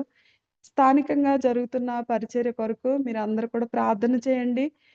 ఆహ్, ఒక ప్రశ్న మిమ్మల్ని అడిగి నేను సమయాన్ని ఆంటీకి ఇవ్వాలని ఆశపడతా ఉన్నాను. ఆంటీ చెప్పినట్లుగానే మా కుటుంబం గురించి ఇంకొన్ని విషయాలు చెప్పి నేను ముందుకు వెళ్తా ఉంటాను. అదేంటంటే పెద్ద పాప తనకి కెనడా వెళ్ళింది. ఉద్యోగం చేస్తదేమో అని అనుకున్నా. అక్కడికి వెళ్ళిన తర్వాత దేవుడు తనని పరిచర్యకు పిలుచుకున్నాడు. కెనడా దేశంలో ఎవరైతే ఆఫ్రికా దేశం నుంచి పేద మెక్సికన్ ప్రాంతాల నుంచి ఎవరైతే అక్కడికి శరణార్థులుగా వస్తారో వారి మధ్యలో వారక్కడ వీసా ఉండదు. వారికి ఏమి ఉద్యోగాలుండవు. వారు అవసరతలో ఉంటారు. వారిని చేరతీసి వారికి కావాల్సినటువంటి సహాయాన్ని అందిస్తూ వారి మధ్య పరిచర్య చేయడానికి వారందరూ చాలా మంది అందులో ముస్లిమ్స్ ఉన్నారు. ఆ దేశాల్లో వారికున్న యొక్క అవసరతను బట్టి వారిని బలవంతంగా ముస్లిం దేశాలుగా వారిని ప్రకటించడం జరిగింది. మీలో చాలా మందికి ఆ విషయాలు తెలిసుంటాయి. వారి మధ్యలో పరిచర్య చేయడానికి ప్రభు తనను పిలుచుకున్నాడు. తన పరిచర్యలో ఉంది. తను బిజినెస్ స్టడీస్ చేసింది. ఆ ఉద్యోగం ఒకటి చేసుకుంటూ వాళ్ళ మధ్యలో తను పరిచర్య చేయడానికి ప్రభు తనకు సహాయం చేశారు. తనని ఆ విధంగా ప్రభు పిలుచుకున్నారు. తర్వాత తన పేరు స్నేహిత. ఇక్కడున్న సమర్పిత తను కూడా పరిచర్యలో ఉంది. తను హెచ్ఐవి వ్యాధితో బాధపడుతున్న బిడ్డలున్నారు. హెచ్ఐవితో తల్లిదండ్రులు చనిపోతే వీరు అనాథలుగా విడిచిపెట్టబడి బంధువుల సంరక్షణలోనో, ఎవరి సంరక్షణలోనో ఉంటూ ఉంటారు. కానీ వారికంత సరైన ఆహారము, సరైన వసతి, సరైన మందులు, సరైన గైడెన్స్ లేనటువంటి పిల్లలు ఎవరైతే ఉన్నారో వాళ్ళొక 12 మంది పిల్లల్ని మేముండే ఇంటి మేడ పైన వారికొక వసతిని ఏర్పాటు చేసి, ఆ బిడ్డల్ని అక్కడ తన సంరక్షణలో ఉంచడం జరిగింది. తను పరిచర్యకి దేవుడు తనని పిలిచినప్పుడు వారి మధ్య పరిచర్య చేయడానికి తను ఇష్టపడి, వారి మధ్య సేవ చేయడానికి ఆ బిడ్డని దేవుడు ప్రత్యేకపరుచుకున్నాడు. వారి మధ్య ఉంటూ వారికి తను అన్నీ తన వాళ్ళతో మాట్లాడుతది. వాళ్ళకి ట్యూషన్స్ చెప్తది. వాళ్ళకి వంట చేస్తది. వంట చేయడానికి మనుషులున్నారు. కానీ మధ్య మధ్యలో తను వంట చేస్తది. ఆహ్, వాళ్ళతో మాట్లాడడం, వారికి కథలు చెప్పడం, వారిని ఆడించడం. వారందరూ కూడా హైందవ కుటుంబాల నుంచి వచ్చిన వాళ్ళు. 3 మంత్స్ అయింది తను పరిచర్యకొచ్చి. తను మా ప్రార్థన ఏంటంటే తన ప్రేమ ద్వారా వారు క్రీస్తు ప్రేమను తెలుసుకోవాలి. తన యొక్క తన యొక్క ప్రేమను బట్టి వారు ప్రభువుని ఎరగాలి. ప్రభువులోనికి వారు రావాలి. వారిని ప్రభు ఆ రీతిగా నడిపించాలని ఆ 12 మంది బిడ్డల కొరకు కూడా మీరు ప్రార్థన చేయండి. సమర్పిత తన పేరు. తన పరిచర్యలో ఉంది. మూడో పాప సంయుక్త. తను ఎన్ఆర్ఐ హాస్పిటల్ మంగళగిరిలో ఫస్ట్ ఇయర్ ఎంబీబీఎస్‌కి జాయిన్ అయింది. ఆహ్, మేము చాలా ఖర్చుబడి ఆ బిడ్డను మేము చదివిస్తా ఉన్నాము. తనతో నేను ఒకటే చెప్పాను. ఆహ్, పరిచర్య కొరకు పెట్టుబడి పెడతా ఉన్నాము. తను మరలా ఇక్కడ మాకు చాలా ఆహ్, వైద్యం అవసరత చాలా ఉంది ప్రియులారా. చాలా మంది అనారోగ్యాలతో బాధపడతా ఉన్నారు. నేటి దినాన కూడా ఒక సేవకుడు ఆయన పేరు అప్పారావు. ఆయన కుమార్తె రెసిడెన్షియల్ హాస్టల్‌లో చదువుకుంటా ఉంది. వారేం ఫుడ్ ఇచ్చారో తెలీదు. ఆహ్, 20 మంది పిల్లలు ఆహ్, స్ జాండీస్ బారిన పడ్డారు. వారు ఏ డైట్ ఇచ్చారో తెలియట్లేదు. చెప్పటం లేదు. కానీ 20 మంది పిల్లలు డిఫరెంట్ హాస్పిటల్స్‌లో ఉన్నారు. ఈ పాపని కేజీహెచ్ వైజాగ్ హాస్పిటల్‌లో జాయిన్ చేయడం జరిగింది. ముగ్గురు బిడ్డలు చనిపోయారు. ఈ ఈ అమ్మాయికి కూడా జాండీస్ 5 పాయింట్స్ ఉన్నాయని చెప్పి వారు ప్రార్థన చేయమని కోరారు. ఆ కుటుంబం కొరకు కూడా ప్రార్థన చేయండి. ఇక్కడ స్కూల్స్ ఉంటాయి గానీ ఆహ్, వారి మీద అజమాయిషీ చేసేటోళ్ళు ఉండరు. మేము మారుమూల ప్రాంతాల్లో ఉన్నాము. కానీ ఆహ్, శుభవార్త ఏంటంటే సువార్త వారి జీవితాల్లో వెలుగును తీసుకొనొచ్చింది ప్రియులారా. దేవుని ప్రేమను వారు ఎప్పుడైతే అంగీకరించారో వారి బట్ట మారింది. వారి గృహాలు మారినియి. వారిలో ఆర్థిక స్థితిగతులు మారినియి. వారి జీవితాల్లో సంతోషమొచ్చింది. వారి జీవితాల్లో ఇద్దరు భార్యలు లేరు. ఒక్క భార్యగానే తను బ్రతకడానికుంది. అక్కడక్కడ కొన్ని కొన్ని సంఘాల్లో జరుగుతా ఉన్నాయి. మొన్న ఆంటీ వచ్చినప్పుడు కూడా ఒక అమ్మాయి చెప్తా ఉంది. తన భర్త వేరొక అమ్మాయిని తీసుకొచ్చాడని. అక్కడక్కడ ఉన్నాయి. ప్రార్థన చేయండి. ఇక్కడ పరిచర్య భారభరితమైన పరిచర్య. వారు మారుమూల ఉన్నారు, గిరిజనులుగా ఉన్నారు. కానీ పితృపారంపర్యాచారమైన ఆ వ్యర్థ ప్రవర్తన ఏదైతే విడిచిపెట్టొచ్చారో, అది మరలా వారి మధ్యలోకి రాకుండా, వారు మరలా దాని వైపు తిరగకుండా కృప చూపించేటట్లుగా ప్రభు పాదాలు పట్టుకోండి ప్రియులారా. మనం ప్రతిరోజు మా మా యొక్క అనుదిన పరిచర్యలో గానీ, కుటుంబ జీవితంలో గానీ, నేను ప్రతిరోజు వేసుకునే ఒక ప్రశ్న ఉంది. ఆ ప్రశ్న వేసి నేను విడిచిపెడతాను. అదేంటంటే, మనం గెలుస్తున్నామా? ఓడిపోతున్నామా? ప్రశ్న నాకు ప్రతి రాత్రి, ప్రతి ఉదయం గూడా నాకు ఈ ప్రశ్న తలెత్తుతూనే ఉంటది. గెలిచామా? ఓడిపోతున్నామా? అనంటే నాకు ఇచ్చే సమాధానం ఏంటంటే, నేను ఓడిపోతూనే ఉన్నాను. ఓడిపోతూనే ఉన్నాము. కానీ ఎవరైనా వింటున్న వారిలో నాలాంటి వారు ఎవరైనా ఉంటే వారికి నేను చెప్పేదేంటంటే, మనం ఓడిపోయినప్పుడే మన బ్రతుకులో, మన కుటుంబాల్లో, మన పరిచర్యలో మనం ప్రభువుని గెలిపిస్తున్నాం. మనం ఓడిపోయేది ఎందుకంటే ఆయన్ని గెలిపించడం కొరకు ఓడిపోతున్నాం. చేతకాని వారము కాబట్టి ఓడిపోవటం లేదు. మాటలు రాని వారము కాబట్టి ఓడిపోవటం లేదు. చదువు లేదు కాబట్టి ఓడిపోవటం లేదు. మనలో ఎంత పెట్టుబడి పెట్టి తన కుమారుని మన కొరకిచ్చి అమూల్యమైన రక్షణను మనకు అనుగ్రహించి ఒక నిరీక్షణతో మనల్ని ప్రభు ఈ భూమి మీద ఉంచాడు. అదేంటంటే ఒక రోజున ఆయనతో ఉంటాము, ఆయన్ని చూస్తాము, ఆయనతో ఉండాలి అని ఒక సంకల్పంతో దేవుడు మనల్ని కొన్నాడు. ఆయన విలువ పెట్టి కొనబడిన వారం. ఆయన చేసిన బలియాగము ఎంత విలువైందంటే, మనం ఓడిపోతా ఉంటే ఆ సిలువకు విలువ పెరుగుతా ఉంటది ప్రియులారా. నేను ఓడిపోవడం ఏంటో నేర్చుకున్నాను. అందులో ఉన్న ఆనందాన్ని అనుభవిస్తా ఉన్నాను. దేవుడు గెలిచాడు. గెలిచిన దేవుని నమ్మిన వాళ్ళు ఎప్పుడు కూడా ఓడిపోరు. అది మనుషుల దృష్టిలో ఓడిపోయినట్టుగా కనిపిస్తాము. మన దృష్టిలో మనం ఓడిపోయిన వాళ్ళగా కనిపిస్తాము. కానీ దేవుడు మనల్ని ఆయన పక్షంగా చేర్చుకున్నాడు ఎప్పుడో. మనం గెలిచిన వాని పక్షంగా ఉండి పోరాటం చేస్తున్నాం ప్రియులరా. ఇది క్రైస్తవ భక్తి జీవితం, క్రైస్తవ కుటుంబ జీవితం అనేది అనుదిన పోరాటం ప్రియులరా. ఈ పోరాటంలో మనము గెలిచిన వాని పక్షంగా ఉండి పోరాటం చేస్తున్నాము కనుక మనము జయించిన వారమే. యోహాను మొదటి పత్రికలో చిన్నపిల్లలారా మీకు రాస్తున్నాను, యవనస్తులారా మీకు రాస్తున్నాను, తండ్రులారా మీకు రాస్తున్నాను అని అంటూ మీరు జయించిన వారు అని అంటాడు. అదే యోహాను ప్రకటన గ్రంథంలోనికి వచ్చినప్పుడు జయించు వానికి జీవవృక్ష ఫలములను భుజింపనిత్తును అని అంటాడు. 2 జయాలు మనం చూస్తా ఉన్నాం.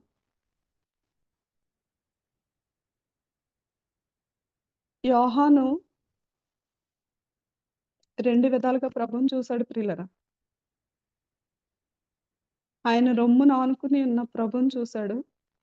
ఆయనతో సంచారం చేశాడు. ఆయనతో సువార్తలో ఉన్నాడు. ఆయనతో సిలువ దగ్గర ఉన్నాడు. ఆయన తిరిగి లేచినప్పుడు ఆయన ఉన్నాడు. ఆ ప్రభువుని చూశాడు. కానీ ప్రకటన గ్రంథంలో ప్రభువుని చూసేటప్పుడు 1వ అధ్యాయంలో మనం చూసినట్లయితే ఆయన్ని వర్ణిస్తాడు. ఆయన అపరంజి వంటి కన్నులు కలిగిన వాడు, హేమమంత తెల్లని జుట్టు కలిగిన వాడని. అక్కడ ప్రభువు మహిమలోకి చేర్చుకోబడిన ప్రభువుని, ఉన్నతమైన సింహాసనం మీద ఆసనుడైన ప్రభువుని చూస్తా ఉన్నాడు. ఆ ప్రభువుని చూస్తా ఉన్నప్పుడు మన ఆత్మీయ జీవితంలో జయం వైపుగా ఇంకా వెళ్ళవలసిన వారమే. పాపాన్ని జయించాము, లోకాన్ని జయించాము, మనల్ని మనము జయించాలి. మనల్ని మనం జయించుకుంటూ ప్రభు దగ్గరికి వెళ్ళవలసిన సమయం వస్తా ఉంది. ప్రభు త్వరగా రాబోతున్నాడు ప్రియులరా.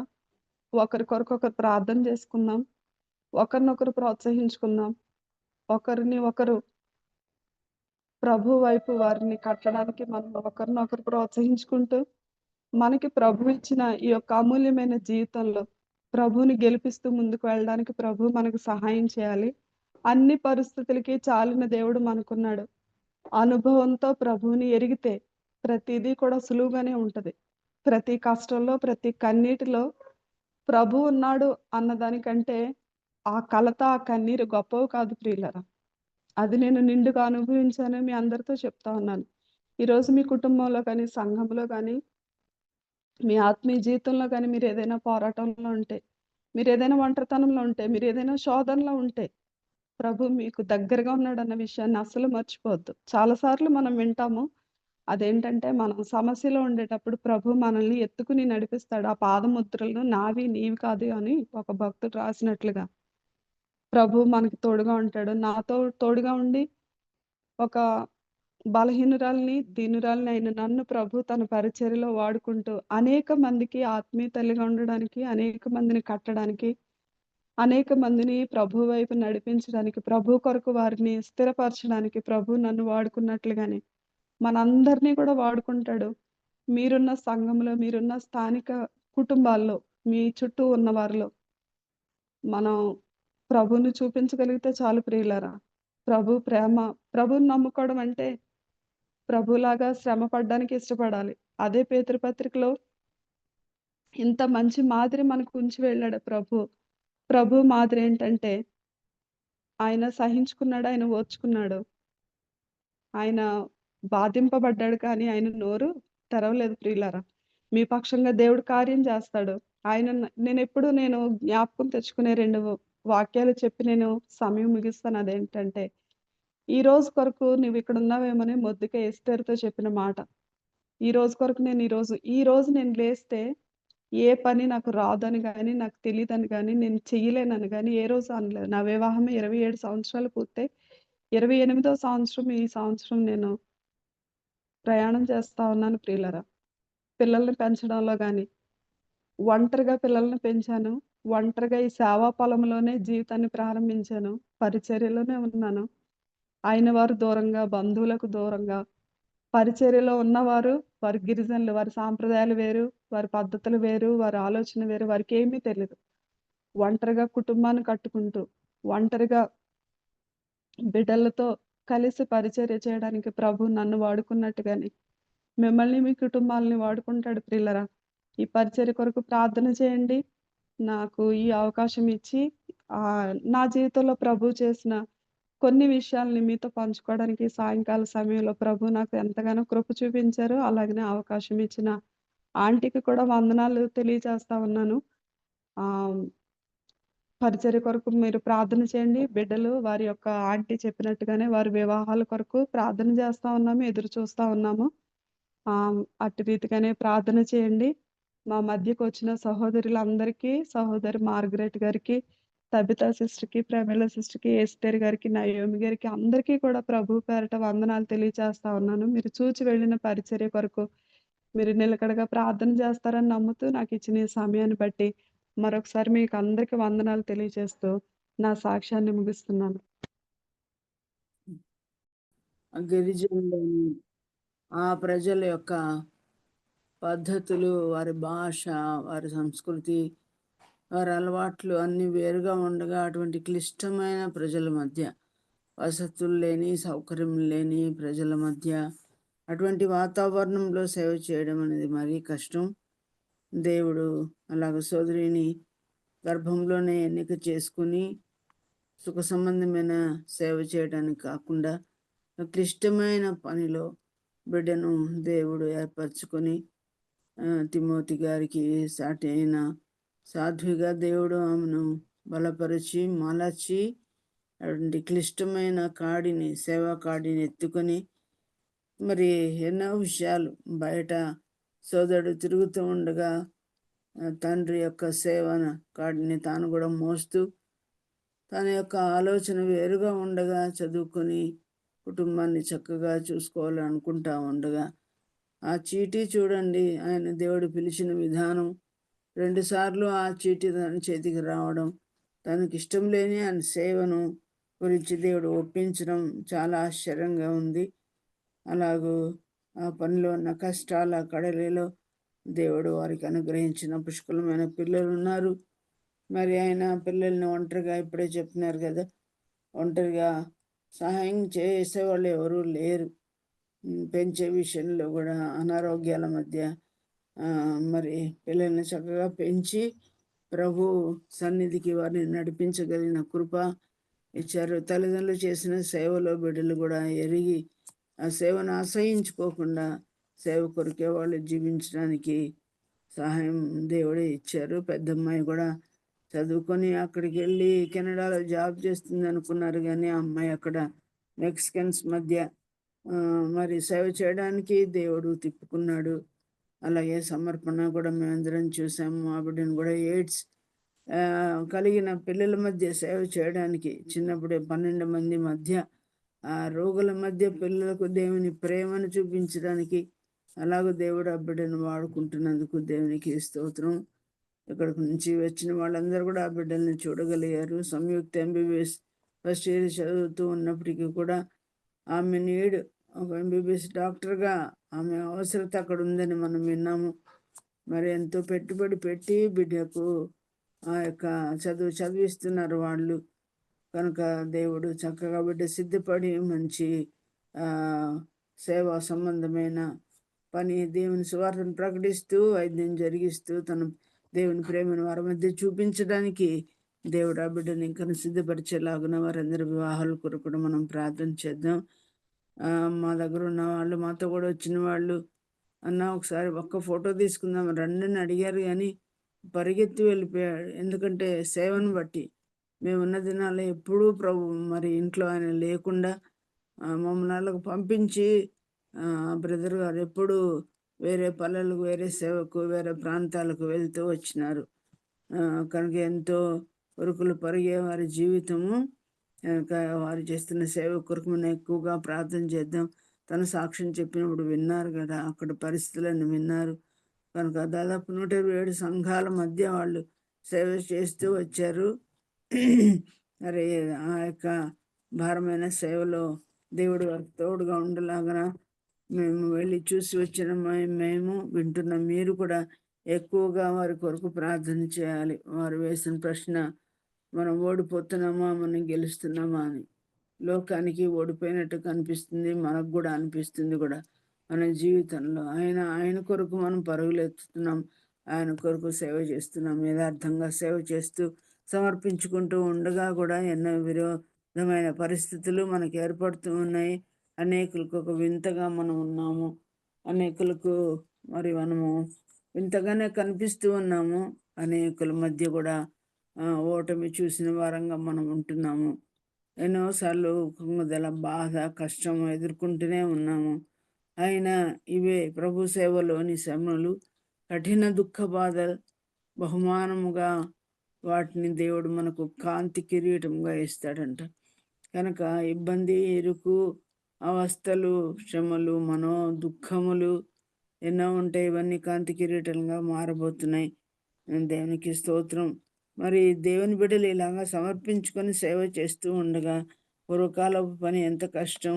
మరి సమరయ స్త్రీ ఎలాగో తానున్న ప్రాంతంలో సమరయ గ్రామంలో ఒక మిషనరీగా పనిచేసిందో ఈనాడు మనము అడుక్కుందాం దేవుని, ప్రభువా నేనేమి చేయాలి? అందరి సాక్ష్యాలు నేను వింటున్నాను, కానీ నేనేం చేస్తున్నాను? ఎవరికనే ముసుగేసుకొని ప్రార్థన చేసి కానికి వేసి చందాలు వేసి చర్చికి వెళ్ళి వస్తున్నామే, కానీ ఒక్క ఆత్మనైనా మనం రక్షిస్తున్నామా? ఒక్క ఆత్మ విషయమైన భారం మనకుందా? అక్కడ భాష తెలియదు, పలకలు తీసుకొచ్చి లాంతర్లు తీసుకొని వచ్చి నైట్ స్కూల్స్ వాళ్ళకు పెట్టి ఎంత ప్రయాసపడి ఉంటారు. 12 ఏళ్ళు చేసినా ఒక్క ఆత్మ రాలేదంటే ఎంత కృంగుదల ఉంటుంది. ఏంటి ప్రభువా, నువ్వు పిలిచింది వాస్తవమైన, వచ్చింది కరెక్ట్గా ఉందా ఏంటి ఏమని ఎంతో డైలమాలు వస్తాయి. కానీ వాటన్నింటిలో కూడా పిల్ల చావు వచ్చినా కూడా, ఇంట్లో ఆడపడుచు చనిపోయినా కూడా, తర్వాత ఇంకా ఫుల్గా తన సాక్ష్యం చెప్పలేదు. మనో దుఃఖముల మధ్య బిడ్డ సేవ చేసింది. మామగారు చనిపోయినప్పుడు, అడ్మిట్ అయినప్పుడు కోడలే చూసుకుందంట. అవన్నీ నాతో చెప్పినప్పుడు చాలా దుఃఖం అనిపించింది. వీటన్నిటిలో మాటలు, నిందలు అనుభవిస్తూ కూడా చాలా మనోదుఖం అనగా హన్నా ఏడ్చినట్టు ఏడ్చే పరిస్థితులన్నిట్లో కూడా తన లోతైన హృదయంలో ఉన్న దుఃఖం అంతా కుమ్మరించుకుంటూ కన్నీరు కారుస్తూ ఆ బిడ్డ చేసిన మరి ఇంకా చేస్తూ ఉన్న మరి సేవ మరి ఎంతో ఉందండి. వీటన్నింటిలో ఈ యొక్క సంసారాన్ని ఈదుతూ బంధువులు ఉన్నారు, మరి తోడికోడళ్ళు ఉన్నారు, అత్తగారు ఇప్పుడు వృద్ధాప్యంలో ఉన్నారు. అత్తగారిని కూడా ఇంట్లో చూసుకుంటూ ఆమె సేవలో ఉంటూ ఎన్నో బహుముఖ సేవల్లో ఆ బిడ్డ ముందుకు సాగుతూ ఉంది. ఇదంతా చాలా క్లిష్టతరమైంది. ఇంట్లో ఇన్ని బాధ్యతలు వహిస్తూ, ఇంత సంఘాల్లో పనిచేస్తూ, ప్రతి చోట తను కూడా పరిగెత్తుతూ లేడి పిల్లవలే పనిచేస్తూ ఉంటారు. భార్యాభర్తలు ఇద్దరు కూడా. మరి ఎంతో పెద్ద కుటుంబమే, 4 పిల్లల యొక్క భవిష్యత్తు, చదువులు చూడాలి. మరి అత్తగారు, ఆడపడుచులు వీళ్ళందరూ కలిగే అన్ని బాధ్యతలు చక్కగా నెరవేర్చుకోవడానికి ఇంతవరకు సహాయం చేశారు. ఇక ముందు కూడా దేవుడు తోడుగా ఉంటాడు. ఈ విషయంలో ఇంకా దేవుడు మీకు ఎంతమందికి భారం ఇచ్చాడో వారందరూ ఈ సేవ కొరకు ప్రార్థించడం మాత్రమే కాకుండా, మీరున్న స్థలంలో, మీరున్న ఇళ్ళలో, మీరున్న వీధుల్లో, మీరున్న పల్లెల్లో, మీ బంధువుల మధ్య ఎట్లా దేవుడు సేవ చేయాలని మీరు ప్రేరేపిస్తున్నాడు, ఎట్లా మీరు ఆత్మ సంపాదకులుగా ఉంటారు. ఏదో సుఖంగా గడిచిపోతూనే మన దినాలు. ప్రభు కొరకు ఎట్లా ఎదురు చూడగలుగుతున్నాం, ఎట్లా ప్రభు కొరకు ధీటుగా అలంకరించుకుంటున్నాం, మన భారం ఏంటి? క్రైస్తవ ఆచారప్రదమైన కర్మకాండలో ముందుకెళ్తున్నాం, కానీ ప్రభు కొరకు మనం ఏం చేయాలని ఆమె చెప్తున్నారు కదా, నా ప్రథమ ఫలాన్ని ప్రభువుకి ఇచ్చానని. చిన్న కష్టాలు వస్తే మనము ఇప్పుడే భక్తి తగ్గించేస్తాం, కానీ మన జీవితంలో ప్రభు కొరకు మనమేం చేస్తున్నామనే క్వశ్చన్ వేసుకుని ఈ సాక్ష్యం అనేకుల కొరకు ప్రయోజనకరంగా ఉంటుందని నేను నమ్ముతున్నాను. ఏదో ఎథెన్స్ వారు ఎప్పుడు ఏదో కొత్త సంఘాన్ని వినటంలోనూ చెప్పుట్లోనూ గడుపుతారంటని ఆ కాలహరణం చేసేవాడుగా కాకుండా ఈ సాక్ష్యాల ద్వారా మనం ఏం నేర్చుకున్నాం, ఏది ఎట్లా ముందుకు సాగుతున్నాం అనే విషయం మనం గమనించాలి. కథా కాలక్షేపం కొరకు కాకుండా ఈ యొక్క సాక్ష్యాలు మనలో పనిచేయను గాక. ఆ కుటుంబాలను, పిల్లల్ని, బ్రదర్ని, అక్కడ సేవకులను దేవుడు దీవించును గాక.